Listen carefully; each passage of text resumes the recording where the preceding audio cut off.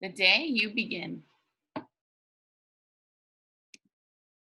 by Jacqueline Woodson and illustrated by Rafael Lopez.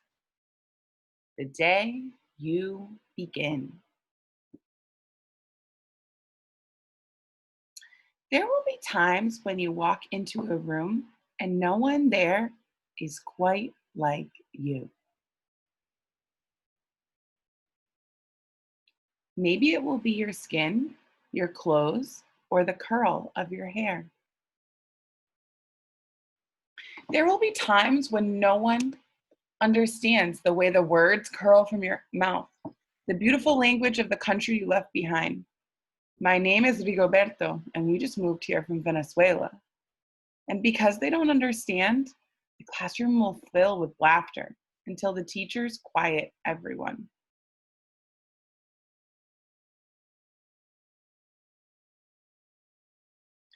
Rigoberto from Venezuela, your teacher says so soft and beautifully. Your name and your homeland sounds like flowers blooming, the first bright notes of a song.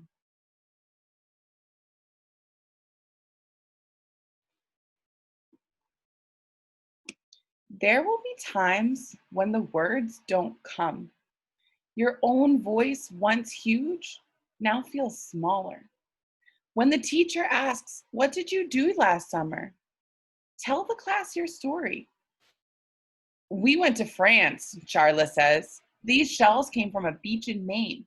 A boy named Jonathan holds out a jar filled with tiny shells so fragile, they look like they'll turn to dust in your own untraveled hands.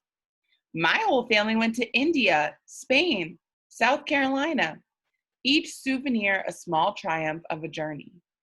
Their travels go on and on. Hmm. As you stand in front of that room, you can only remember how the heat waved as it lifted off the curb, and your days spent at home caring for your little sister, who made you laugh out loud and hugged you hard at nap time. You can only remember the books you kept on reading, long after she'd fallen to sleep.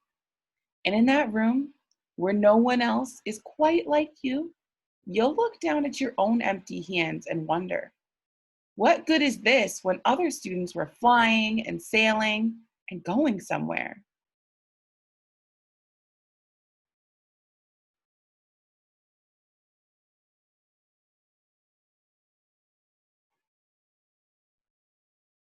There will be times when the lunch your mother packed for you is too strange or too unfamiliar for others to love as you do. I wonder if anyone feels like that, that sometimes they get a lunch that's different. Even when your own friend Nadia will wrinkle her nose and say, "What's in there, anyways?" And you'll wonder how she doesn't see the rice beneath the meat and kimchi. You'll wonder why she doesn't remember that rice is the most popular food in the world. Hmm. There will be times when climbing bars are too high and the run is too fast and far. The game isn't one for you and you can't ever really play. "I don't want him on our team." "You can watch. Maybe you can have a turn later." Wow, he must be feeling really sad. There will be times when the world feels like a place that you're standing all the way outside of. He's feeling lonely.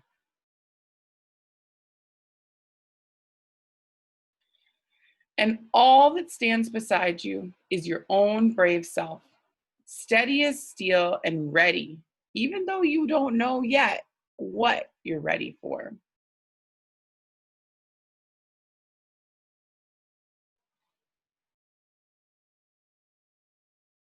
I wonder what he's ready for.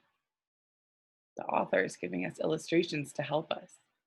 There will be times when you walk into a room and no one there is quite like you until the day you begin to share your stories. "My name is Angelina, and I spent the whole summer with my little sister," you tell the class, your voice stronger than it was a minute ago. "Reading books, telling stories, and even though we were right on our block, It was like we got to go everywhere.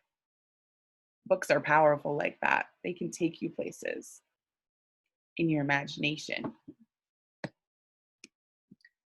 Your name is like my sister's, Rigoberto says. Her name is Angelina too. And all at once, in the room where no one was quite like you, the world opens itself up a little wider to make some space for you. This is the day you begin to find the places inside your laughter and your lunches, your books and your travel and your stories, where every new friend has something a little like you. And something else that is so fabulously not quite like you at all.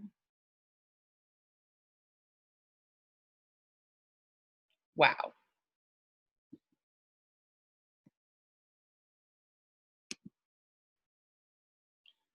So, in this book, we learned that sometimes the things that make you special and make your family special, like the food that you eat, the language that you speak, the things that you like to do, might be different than some of your other friends. It might be different than some of the other kids in class. Your family might have different types of food that they like to eat. Your family might have a different language that you speak at home. Your family might have different things that they like to do. And that's okay. Just like how yesterday we talked about what makes you different is also what makes you special.